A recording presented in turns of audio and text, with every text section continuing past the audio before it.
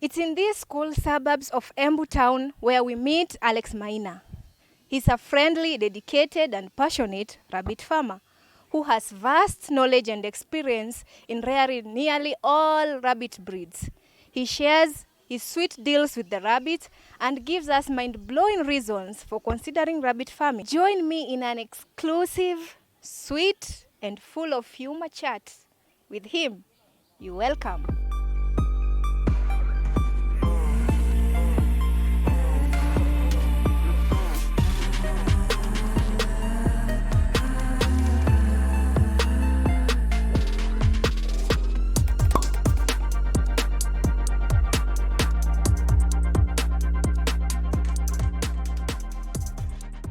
Since I was young, I really liked rabbits, and we were advantaged that we had the agriculture people, the curry people, just where the Embu University is, which is around 800 meters from here. So I used to keep rabbits, very nice rabbits. By then I remember they had very big rabbits, California whites and New Zealand whites. So I remember even when I was going to high school, it was a big problem to let those rabbits off. So I had to give them to one of my relatives, but it was a fight here. So it's more of a passion, and passion became a business, and the business became a hustle for me. So that is what I can say basically about my passion for rabbits. So when did you came back now after high school, after maybe university? When did you came back now to I want it to be a hustle, a business for me? Okay, when I was in the formal sector in Mombasa around 13 years, I really was thinking about how I could do rabbit farming, but I was doing dog breeding in Mombasa, and I didn't have the space because I was more on a rental space. Okay. So I couldn't do rabbit farming in a rental space. So eventually I decided I had enough of 13 years in Mombasa. I needed to come back home and do 1, 2, 3 things. And actually I came to Nairobi. So coming back home, does it mean you let go of your main job? Yes, I did. I worked for almost 7 years. Then I went to self-employment. We used to do tractor business. We could import tractors from UK, assemble them, then we sell to farmers in the Rift Valley. Especially remember we really used to do with the Massey Fergusons, the New Hollands, and the Donje tractors. So I still felt no, I needed to go back home, and that is how my journey back to Embu started.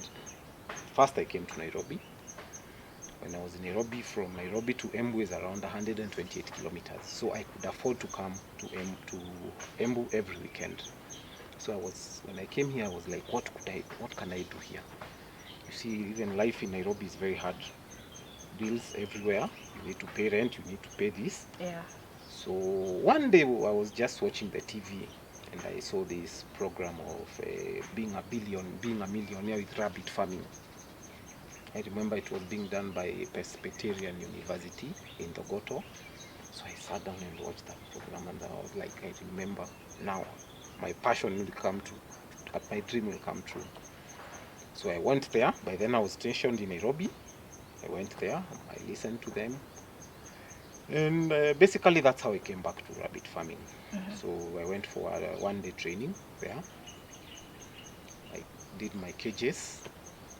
I remember it was a big fight with some of my family members and friends, and they were like, why would you invest so much on rabbits? What's the big deal here? What do rabbits have? I remember even when we went to buy those rabbits because we had to deposit money at KCB.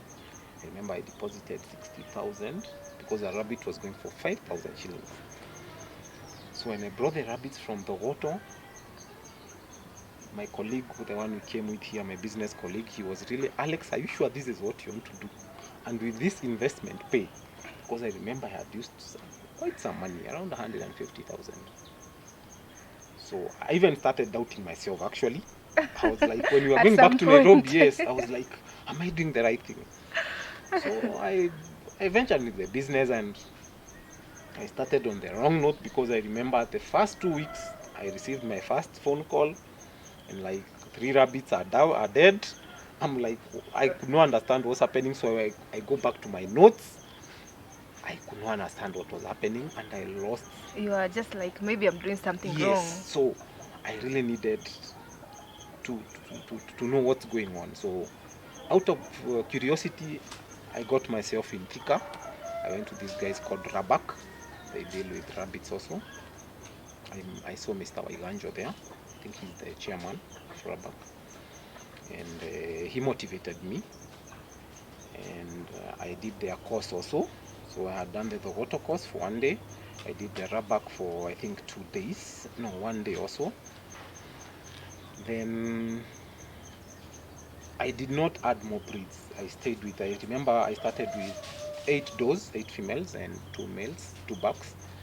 By the time I was going to Rabak, I had only 3 females and 1 male. So I said I'm going to start from there. I catch up with time. So I remember that Christmas, I came with some of my cousins came here around. As the way family people come for Christmas, and they came with their friends and they saw the structures. So I went and showed them what I was doing. They really encouraged me, and fortunately, or by good luck, one of them was from a family that they used to do rabbit farming. So they really motivated me, and that's how I came back to rabbit farming. Yes. So now you know this is exactly what I want to do. You have already ventured, you have already gone back to, let's say, classes. So now this is where you are. What platforms did you use to make sure now I want to supply meat, I want to supply breeds, I want to do this, I want to make it a smart farm business? Okay, it's first it's passion, then I want to generate income. Yes. True. So what platforms did you use back then? And now you are starting, so did you have connection? How is it? How was the market back then? Okay, I remember I started in October 2015. That is when I did the structures. That is when I did my first lot. And after I met the Waiganjo from Rabake, he connected me to the people in Gong Center, the rabbit guys, in the veterinary people in Gong Center. And that is where now I went for my extensive training for rabbits, which was a 3-day training. And that is where I also saw very good breeds of rabbits. I got motivated because now I had seen the breeds I used to see when I was little, because I was getting a bit discouraged with the breeds I was getting in the market. And for some reason, I didn't have market, because I was doing it purposely for meat harvesting, but I didn't have market. But I knew somehow I'll get the market. So as I was doing my hustling in Nairobi, I could go marketing here and there, supermarket, especially Naivas. I used to stay in Thika Road by 10. So I went to there's a Naivas in Mountain Mole. The manager really encouraged me, and he was like, rabbit farming, rabbit meat, we have an issue, people cannot supply enough. So I was curious why. So that is how I ended up restocking from the Ngong people and getting some breeds from outside the country through my friends. And Rabak also told me, now that you have good breeds, we'll give you clients, you supply for breeds. So initially I started that somebody who wants to do meat harvesting, but I ended up being a breeder because I had very good breeds of rabbits. Yeah. Yes, so what I can say is I supplied meat for the first, I think 2017, I did a lot of meat because I didn't have people who could come and buy rabbits for breeding. So I got somebody in Nairobi who was taking rabbits from me for meat harvesting. And it didn't go very well because I really got conned. People don't pay. I could invoice and told you will invoice for 30 days, wait for another 30 days to get the payments. It was really frustrating. The rabbits here, back here in Embu, they need feed. I can understand. Yes, so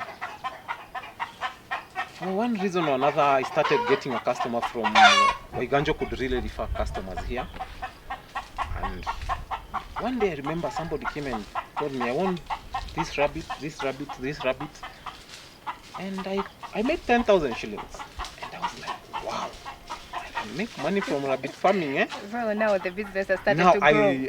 I really got motivated. Yeah. So I decided now to be a breeder because I realized there was a very big margin for breeders. The only people I know who had good rabbits were the Gong people, and they really motivated me to do breeding in the Mount Kenya region. So I started doing around, basically I could attend when you have these annual meetings for farmers. I could go there, do my presentation. Yeah. Societies, coffee societies, banana societies, I could go and market myself. And people would look at me like, what are you trying to say? Rabbit has money. And there are people who had the same passion like me. So that is how I started getting clients from referrals. From Ngong, people also could give me clients. And I think also what I realized with the business is transparency is very important. Because somebody would go and say, I bought a nice breed from Alex. The word goes around, referral. Then I came online now. I decided to do a page for my rabbit farming. Currently now. Yeah. Technology, because now that's the way to go. But I remember 2017, back 2017, I had my page on, but I was not as aggressive as I am now. active. Yes. So that is how Forest Lane Rabbit Breeders Embu came into being.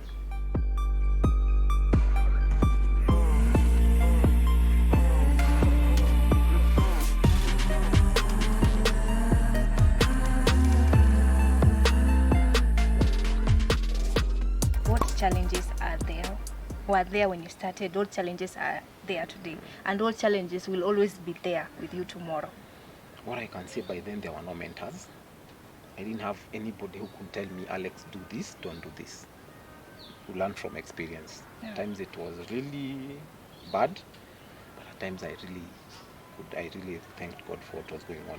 But now, currently, you just need to come here. I take you through. You pay your 500 shillings. If you're buying the rabbits, I don't charge you. It's part of the initial part of the package. Yeah. So I'll guide you. I'll take you through what I've learned those 5-6 years. But also I learn a lot from other farmers because there are things that don't happen in my farm, especially like some diseases. They don't appear here. They appear in other farms, depending with the climate and conditions of that particular farm. So we share a lot of things. So I think I've learned a lot from that. And also, what I can tell people about rabbit farming is, number one, you need to have the passion. Even when you come here, the first question I ask you, why do you want to do rabbit farming? If you start telling me it's about money and everything, I usually tell you just don't do it, because it's a continuous process. If you miss one stage, you are done with rabbit farming. They are very sensitive animals. So number one, you have to have the passion. Number two, which is very painful to most people, anything you have to do, you have to have money. Sorry to say this, but it's the plain truth. Because in rabbit farming, I think the most expensive thing is the cages. That is what is really doing most farmers not do rabbit farming, because there's a way the hatches are done. You do it the wrong way, It's a cycle. There's that gap. It still not work. And the three most important things when you're doing rabbit farming, number one is the structures, very important. Number two is the management. That is why I tell people you have to go and do a course. Most people have realized they just learn from the internet and they start rabbit farming. And things get worse. When things get worse, you just call. Things don't work that way. And number three, which is the most important, the breeds. If you have good breeds, you're in business. Because here we are talking about weight, especially for meat, because they buy in kilos, and numbers. So you have to have very many does for you to have many bunnies, and these bunnies have to survive to get to 4 or 5 months so that you can harvest meat. Yeah. If they die, which is the biggest problem with most farmers, when they're around a month, 1.5 months, they are really they really get what we call environmental stress, because they're adapting to new life. They are being weaned by their mother. These are new feeds. They are being transferred from their mother to other cages. So they have a lot of things they are trying to adjust to. So you have to be very careful there. That is what we call the danger zone. Like the way you say for a child is between 1 year to 5 years. Yeah. For rabbits, 1 month, between 4 weeks to 6 weeks. It's very delicate. Yeah. So I usually tell people it's very good to go for a course. It's very important because once you start, there are things that will reappear. If you had the information, you know how to go about it. Because the time you call Alex, it's too late. A rabbit, you just need 1 hour is enough for a rabbit to be dead if you notice something is wrong. Yeah, so we say in rabbit farming, we say prevention is better than cure. So if it's medication, we medicate, not because they are sick, no. I realize the weather has just changed. I can give biotrim. So you do vaccines? Yes, we do vaccines. We do a lot of medication in rabbit farming, but orally in the water. We put in their water systems. And How often? As often as you sense things are not okay. Like now, you can do multivitamins. Just you realize you've not given multivitamins for some time because they not get those minerals from feeds, either pellets or the hay or the greens. Then we give a lot of antibiotics because they have a lot of white parasites because of the feeds they eat. So white meat is always affected by internal parasites. So they're always on oramectin, they're always on ESB3, all biotrim. Which time of the year would you say that now the sales are high, the sales are low? You know, you have to know. Yeah. Being in this field for almost 6 to 7 years, there are times you know that where I'm going, I know the sales will be low, the sales will be high. So how do they vary? Yeah. Okay. So as in before Corona, you could not predict when sales are going to be high, but wale watu wengi wale watu wa salaried. So mostly end of the month and the beginning of the month sales are good. Also end of the year sales are good. There's that tendency people want to start new projects with the new year. But now after Corona came, that is when business ya rabbits ili boom kabisa. Because what I would say is this, people realize that they need to do something extra apart from their income, because hakuna security ya job anymore. Watu wengi wali lose job sana, so people could go online. What else can I do side hustle? Rabbit farming came in. So I remember especially 2018, partly 2019, we really strained because sales were very good. The rabbits, we could hardly supply rabbits. Then the uptake ya meat, since Uhuru alikuwa president, especially the second term, wameleta a lot of conferences and whatever's in Kenya. So those hotels, those guests come and they really would like white meat. Na wamechoka kukula full, so they want something new, and that's why rabbit meat came in. Especially Scandinavian people eat a lot of rabbit. So mahoteli pia nazo wakaitisha sungura sana. So the meat sector really boom. I'll give you an example of Embu. Embu currently, from the survey I've done, my own surveys, we're talking of around 1,000 kilos a month. That is Embu alone. Talking of around 10 eateries. Like there's one they do around 10 every day. So currently Nairobi, I think maybe we're talking of maybe 1 million in a month. So you can't fail with rabbit farming. It's either breeding, it's either meat harvesting, it's either urine harvesting, or when you are doing the droppings. We have in the farm we have around 14 different breeds. We have the Flemish giant, we have the New Zealand white, the California white, we have the checkered giant, we have the Kenya Dutch, we have the Dutch, we have the Angolan, we have the French earlop, we have the English earlops, and what else do you have? We have the silver martin. Currently those are the breeds that we have in the farm. Yes.